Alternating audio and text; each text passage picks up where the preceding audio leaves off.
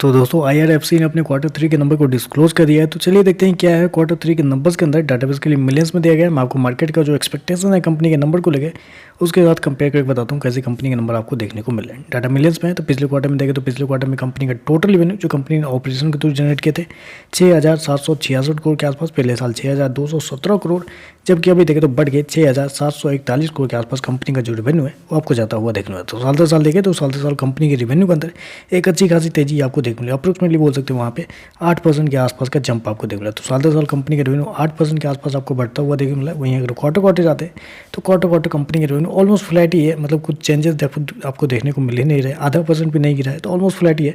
तो quarter company का revenue flat है, लेकिन साल दर साल एक अच्छी खासी तेजी भी आपको देखने को मिले। मैं आपको बता दूं कंपनी ने शो कितना किया है 6,741 करोड़ के आसपास का रेवेन्यू, जबकि मार्केट का अनुमान था इस क्वार्टर में कंपनी के रेवेन्यू को लेकर वो था 6,850 करोड़ के आसपास। तो आप कह सकते हैं मार्केट का जितना अनुमान था उसके आसपास ही कंपनी का रेवेन्यू आपको देखने मिला। 1-2% ऊपर नीचे चलता है, इतना उसमें टेंशन वाली बात नहीं है।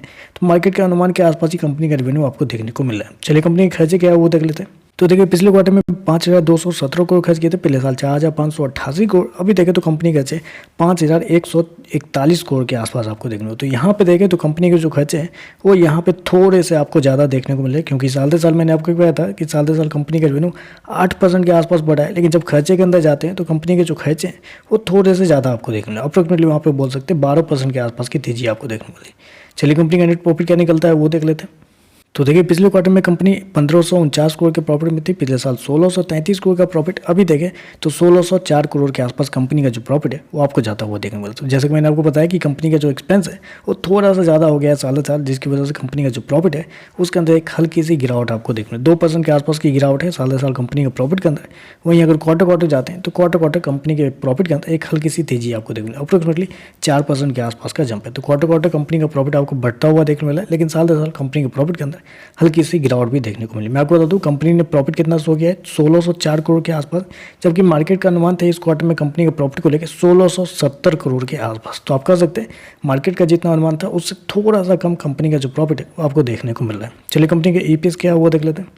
पिछले क्वार्टर में ₹1.20 के आसपास, पिछले साल ₹1.25, अभी देखें तो ₹1.23 के आसपास है। तो ओवरऑल देखें तो कंपनी के नंबर अगर मार्केट के एस्टीमेट के हिसाब से देखें तो नंबर जितना मार्केट की उम्मीद थी उससे थोड़ा सा कम आपको देखने को मिला है रेवेन्यू और प्रॉफिट दोनों के मामले में।